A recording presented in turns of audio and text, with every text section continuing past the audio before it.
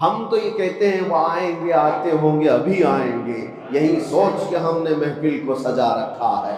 سنا ہے آپ ہر عاشق کے گھر تشریف لاتے ہیں، میرے گھر میں بھی ہو جائے چراغاں یا رسول اللہ۔ آج ہمارے درمیان حضور پاک صلی اللہ تعالی علیہ وسلم کی بعثت اور ان کی ولادت پاک کا جشن منایا جا رہا ہے۔ یہاں بہت ساری باتیں آتی ہیں۔ کچھ لوگ کہتے ہیں کہ دیکھو روایات تو بتاتی ہیں کہ حضور 8 ربیع الاول کو پیدا ہوئے تھے، کچھ کہتے ہیں کہ 12 کو، کچھ کہتے ہیں 17 کو، اختلاف ہے روایات میں۔ اعلیٰ حضرت نے بھی لکھا ہے، تو ہم سے بھی کہتے ہیں کہ آپ کمنٹس میں، میسیجز میں، کہ آپ 12 کو ہی پکڑ کے کیوں چلتے ہیں؟ ہم ان کو جواب دیتے ہیں میاں کوئی بات نہیں، آپ 8 کو تو منا لو، ہمیں 12 کو رہنے دو، اور ایک جماعت کو کہہ دو 17 کو منا لو، کسی جماعت کو کہہ دو 13 کو منا لو، تاکہ ساری روایتوں پہ ہو جائے۔ اور اگر آپ نہیں کہتے تو ہمیں اختیار دے دو، ہم 8 سے نہیں 1 سے شروع کر کے پورے ربیع الاول منائیں گے۔ نہیں منانا ہے، نہیں کرنا ہے تو اعتراضات الگ الگ، اور پھر اس میں ایک کوڑ زدہ دل کا کوڑ جس کا ہے، ایسا عقیدے کا کوڑ نکل کر کے آئے۔ صاحب انہوں نے کہا ارے 12 ربیع الاول شریف کو حضور صلی اللہ علیہ وسلم کی ولادت کا دن تو مناتے ہو، آپ کو پتہ ہے اسی دن حضور کی وفات بھی ہوئی، حضور کی وفات بھی ہوئی، حضور کے انتقال کا دن بھی ہے، تو آپ دوسرے بزرگوں کے جس طرح انتقال کے دن کو مناتے ہیں، کیا حضور پاک صلی اللہ علیہ وسلم کے وفات کا غم نہیں کر سکتے؟ 12 ربیع الاول کو آپ خوشیاں مناتے تو ہیں، سب سڑکوں پہ نکل آتے ہیں اور لبیک یا رسول اللہ کہتے ہیں، مرحبا مرحبا کہتے ہیں، لیکن آپ کو حضور کے دنیا سے جانے کا غم نہیں ہے کہ حضور اسی دن دنیا سے تشریف لے گئے تھے، حضور پاک صلی اللہ علیہ وسلم کی وفات ہوئی تھی۔ سنیوں کو کھینچ لینے کی باتیں کی جاتی ہیں، جذباتی باتیں، ایموشنل کر کے کہ ہاں حضور کی وفات پر کون ایموشنل نہیں ہوگا۔ لوگوں کو لگتا ہے کہ ہاں حضور اس دن انتقال کیے تھے تو ہمیں غم ہونا چاہیے، آج خوشی کس بات کی؟ ان کے منہ پر تھپڑ لگاتے ہوئے کہو غم اس کا منائیں جو چلا گیا ہو، مر گیا ہو، مٹی میں مل گیا ہو، وہ تمہارا نبی ہوگا، ہمارا نبی تو صرف پردہ کیا ہوا ہے، وہ کل بھی زندہ تھا، آج بھی زندہ ہے۔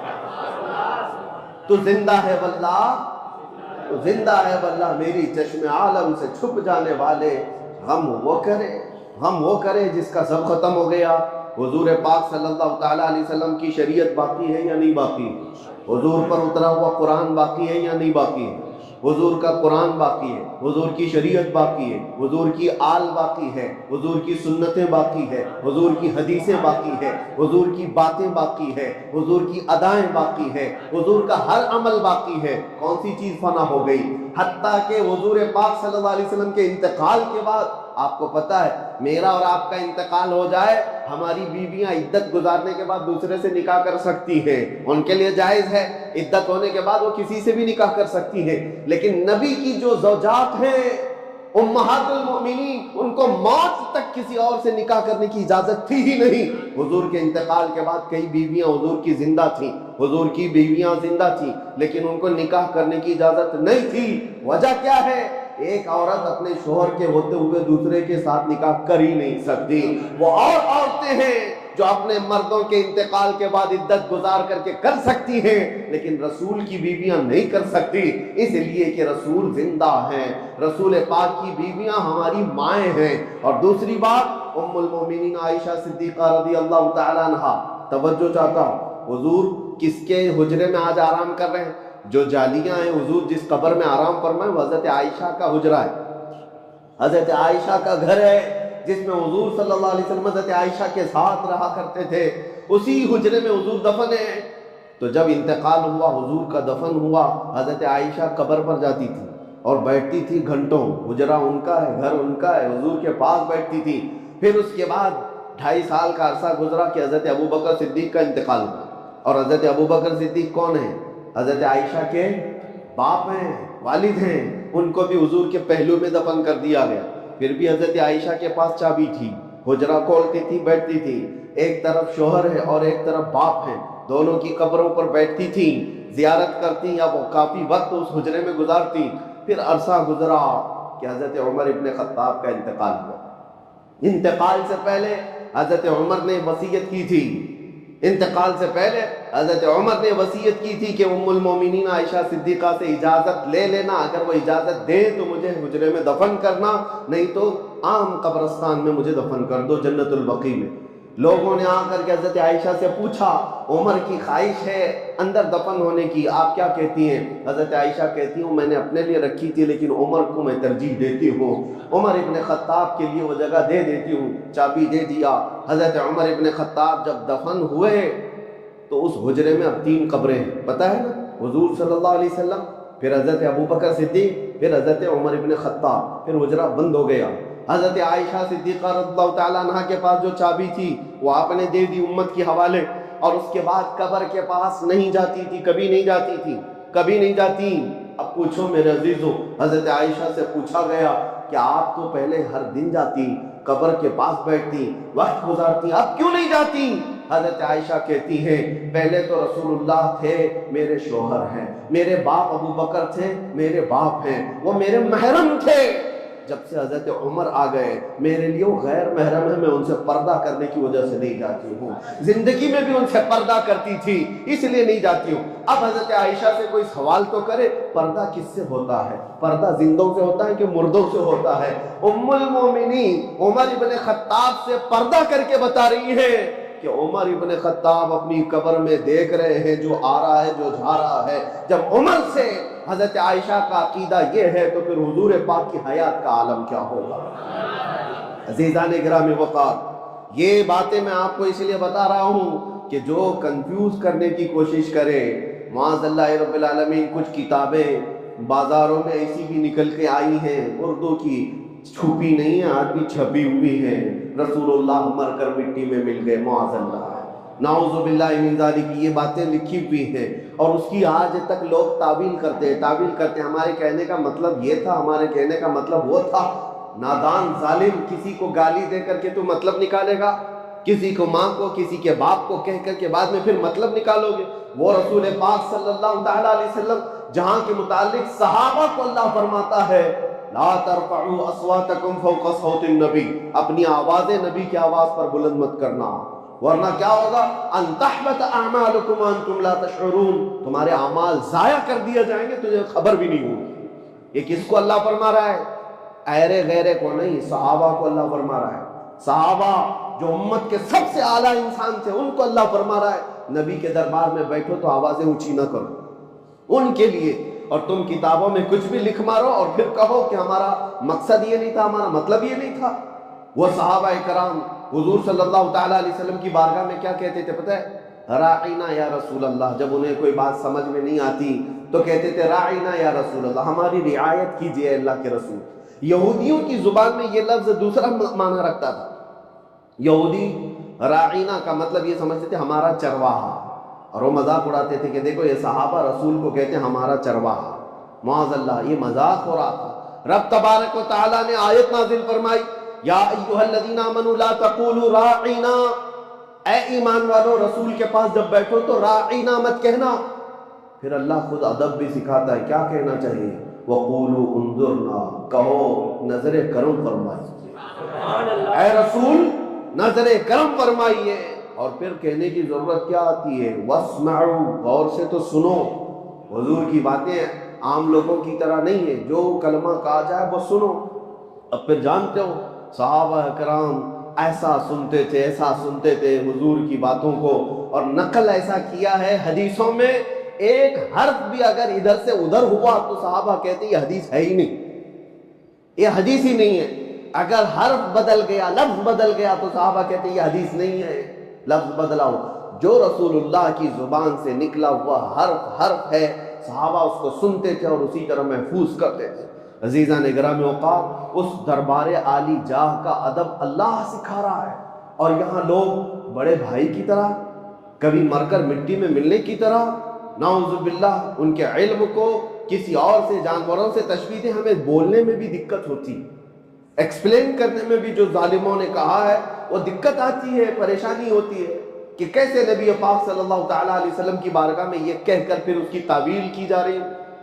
اللہ ایسے برے عقیدوں سے ہماری حفاظت فرمائے۔ اسی لیے اعلیٰ حضرت امام اہل سنت فاضل بریلوی رضی اللہ تعالیٰ عنہ سے پوچھو رسول پاک صلی اللہ تعالیٰ علیہ وسلم کا مقام و مرتبہ، انہوں نے کہیں ایک شبہ والا لفظ بھی ایسا ویسا ہو سکتا ہے نہیں سکتا ہے نہیں، بلکہ جب بھی بارگاہ مصطفیٰ میں کہا ہے وہ الفاظ استعمال کیے کہ آج بھی عقلیں دنگ ہیں اور حیران ہیں، اور کہا بارگاہ مصطفیٰ میں تیرے تو وصف عیب تناہی سے ہے بری، یا رسول اللہ تیرے تو وصف عیب تناہی سے ہیں بری، حیران ہوں میرے شاہ میں کیا کیا کہوں تجھے، لیکن رضا نے ختم سخن اس پہ کر دیا، خالق کا بندہ خلق کا آقا کہوں تجھے۔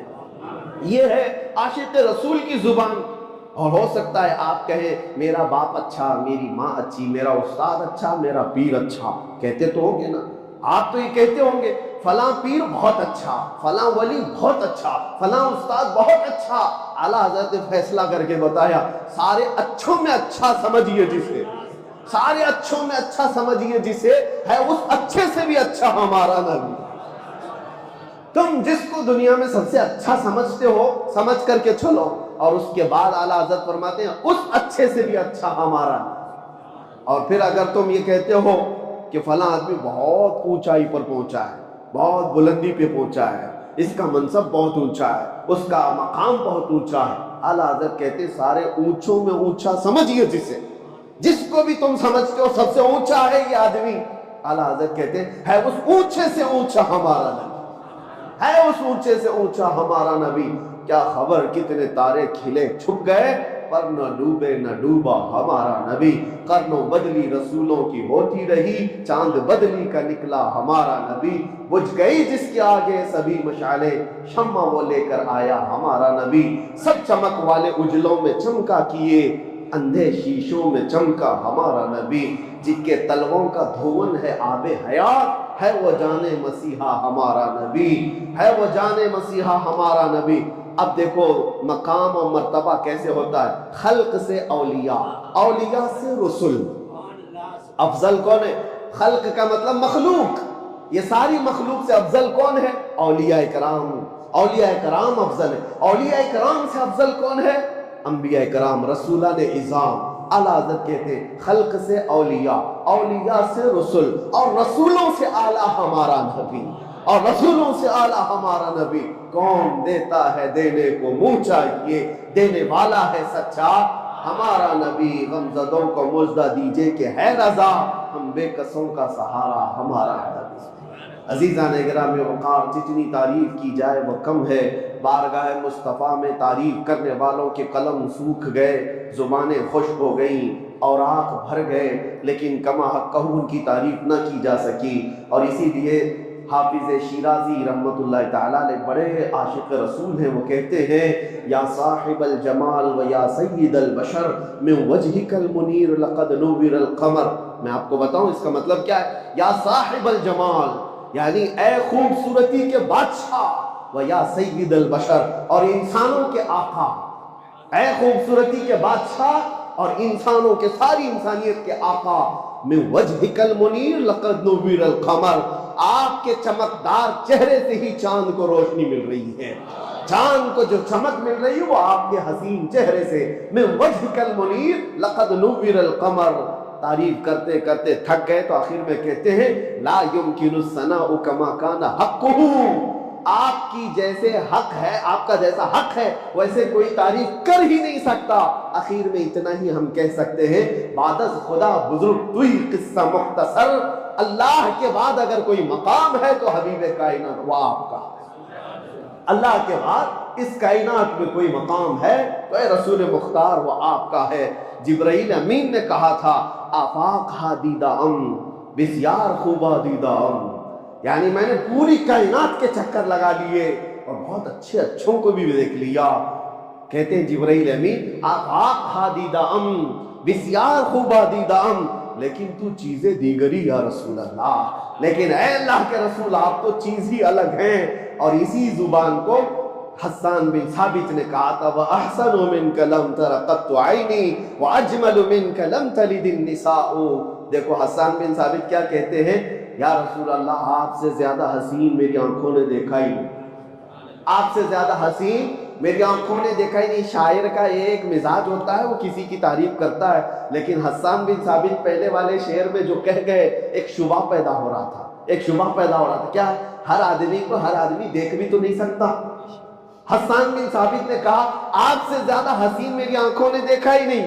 ہو سکتا ہے بھائی آپ مکہ میں رہ رہے ہیں، آپ نے نہیں دیکھا ہوگا، ہو سکتا ہے کہیں اور ہو. حسان بن ثابت کا علاقہ اپنا علاقہ ہے. انہوں نے شعر میں تو کہا آپ سے زیادہ حسین میری آنکھوں نے دیکھا ہی نہیں، آپ نے نہیں دیکھا ہوگا، لیکن بعد میں تڑپ کر کہتے ہیں وَأَجْمَلُ مِنْكَ لَمْ تَلِدِ النِّسَاءُ، نہیں نہیں یا رسول اللہ، آپ سے زیادہ خوبصورت کسی ماں نے جنا ہی نہیں. دیکھا نہیں میں تو شبہ ہے، آپ نے نہیں دیکھا ہوگا، آپ نے نہیں دیکھا ہوگا. لیکن حسان بن ثابت کہتے نہیں، کسی ماں نے جنا ہی نہیں، کسی ماں نے پیدا ہی نہیں کیا.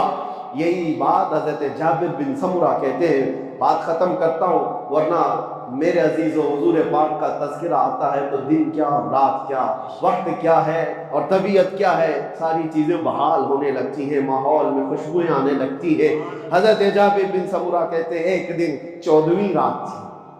14ویں رات پتہ ہے چاند اپنے شباب کے ساتھ باہر آتا ہے، اور اسی وقت حضرت جابر کہتے ہیں میں مسجد نبوی کے پاس آیا. رسول پاک صلی اللہ علیہ وسلم سرخ دھاری دار جبہ پہنے ہوئے اپنے حجرے سے باہر نکل رہے تھے. وہ کہتے ہیں کبھی میں رسول اللہ کو دیکھتا تھا اور کبھی 14ویں کے چاند کو دیکھتا تھا، کبھی ادھر دیکھتا تھا کبھی ادھر دیکھتا تھا، بار بار میں دیکھ رہا تھا. اور پھر کہتے ہیں میں یہ سوچنے لگا یہ زیادہ حسین ہے کہ یہ چہرہ زیادہ حسین ہے. اخیر میں وہ تھک کر کے ادھر ادھر دیکھنے کے بعد چاند کو دیکھنا چھوڑ دیا، پھر رسول اللہ کی طرف دیکھتے رہ گئے. جس کو شاعر یوں کہتا ہے چاند سے تشبیہ دینا یہ بھی کیا انصاف ہے، چاند میں تو داغ ہے حضور کا چہرہ صاف. یہ ان کا صحابہ اکرام رضوان اللہ تعالی علیہ مجمعین کا مسلک تھا. چاند میں تو داغ ہے حضور کا چہرہ صاف ہے. اللہ کریم وہ حسین چہرے جمال جہاں آرا کی ہماری زندگی میں زیارت نصیب فرمائے.